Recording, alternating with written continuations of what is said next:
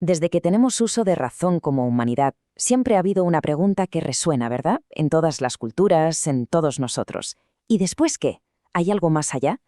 Pues bien, a esa inquietud universal, la fe cristiana no responde con una simple idea, sino con una promesa firme, la promesa de un hogar eterno, de un lugar preparado por el mismo Dios.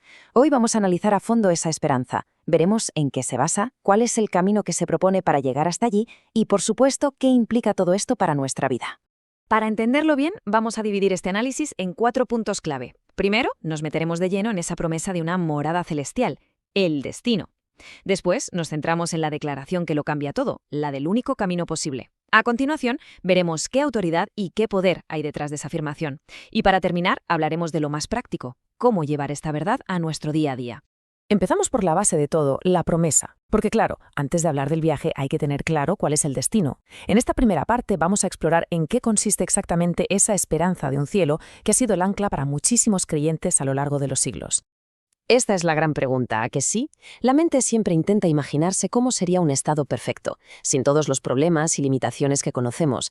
Las escrituras, la verdad, no dan un mapa con todo lujo de detalles, sino que nos ofrecen como fogonazos, destellos de una gloria y una paz que van más allá de lo que podemos entender o explicar con palabras. Nos invitan a imaginar un futuro que no se define tanto por lo que tendrá, sino por todo lo que ya no estará. Ni sufrimiento, ni miedo, ni muerte. Y aquí está el núcleo de todo.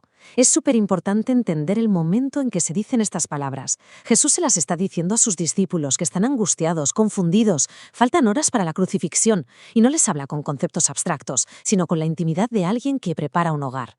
La frase «en la casa de mi padre» transmite seguridad, pertenencia, voy a preparar lugar, es una declaración de intenciones, es amor en acción. Y la promesa se cierra con un regreso muy personal, vendré otra vez y os tomaré a mí mismo. Esto deja claro que el cielo no es solo un sitio, es una relación con él, restaurada y para siempre. Estos puntos son como pinceladas de esa nueva realidad. Ojo, no es una simple mejora de la vida que tenemos ahora, es algo radicalmente distinto. La armonía y la unidad son el contraste directo a la división y el conflicto de nuestro mundo. La pureza y la santidad, indican la ausencia total del mal. Pero lo más fuerte quizá son las negaciones. No más pena, llanto ni dolor. Y la definitiva, no más muerte. Esto describe un estado donde el deterioro, el final de todo lo que conocemos, simplemente no existe. Es la promesa de una comunión perfecta sin fin. Muy bien, una vez que tenemos clara la promesa del destino, la pregunta lógica es, ¿y bien, cómo se llega? Si la meta es tan increíble, saber la ruta es absolutamente crucial, y esta sección se mete de cabeza en el corazón de la respuesta cristiana. Es que la perplejidad de los discípulos es la nuestra, es totalmente normal. Tomás, que siempre era muy práctico y directo, no está dudando por rebelde. Simplemente expresa una confusión muy lógica. Su pregunta es la que nos haríamos cualquiera. Si no sé a dónde voy, ¿cómo voy a saber el camino? Su intervención es clave porque le pone voz a esa necesidad que tenemos de claridad, de certeza ante las grandes preguntas de la vida. Y la respuesta de Jesús es posiblemente una de las afirmaciones más potentes y radicales de la historia.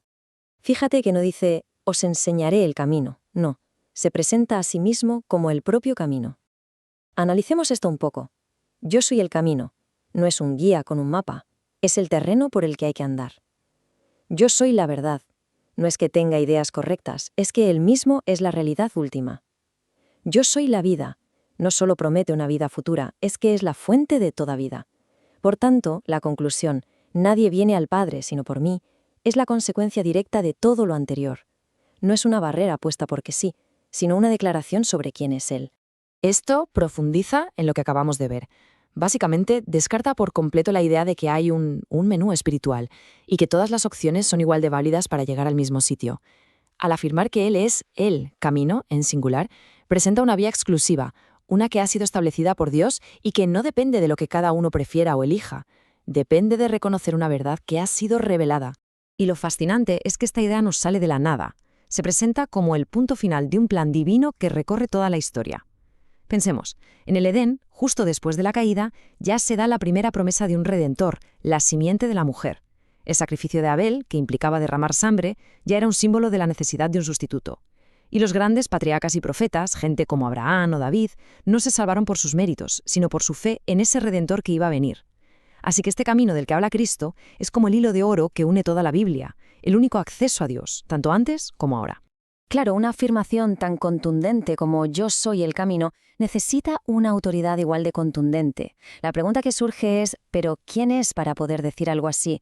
¿Qué credenciales tiene para hacer una declaración tan exclusiva? Esta tercera parte va a analizar precisamente eso, el fundamento de su autoridad. Aquí está la clave de todo el asunto, su doble naturaleza.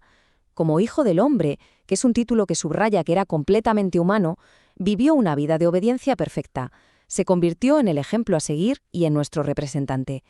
Pero claro, eso por sí solo sería un ideal imposible de alcanzar. Es su naturaleza como hijo de Dios, su divinidad, lo que le da el poder para salvar y, sobre todo, para darnos a los demás el poder para seguir su ejemplo. Es el modelo y, a la vez, la fuente de energía para poder imitarlo. Esta conexión es de una importancia brutal. Cuando Moisés, en el monte Sinaí, le pregunta a Dios su nombre, la respuesta es «Yo soy el que soy», el nombre del Dios eterno, el que existe por sí mismo. Siglos más tarde, cuando Jesús usa esa misma expresión, «Yo soy», no está diciendo simplemente «aquí estoy», no. Está reclamando para sí mismo ese nombre divino, identificándose con el Dios que habló desde la zarza y, en resumen, declarando su propia deidad.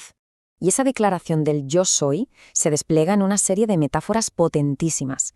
Al decir yo soy el buen pastor, está usando una de las imágenes más queridas de Dios en el Antiguo Testamento. Esto implica que es guía, que provee y, sobre todo, que protege hasta el punto de sacrificarse, de dar la vida por sus ovejas. Con la afirmación «yo soy el pan vivo», lo que hace es compararse con el maná que alimentó a Israel en el desierto. Pero aquel era un pan físico, que duraba un día. Él se presenta como el alimento del espíritu, la única fuente que puede saciar de verdad el hambre más profunda del alma y dar vida eterna.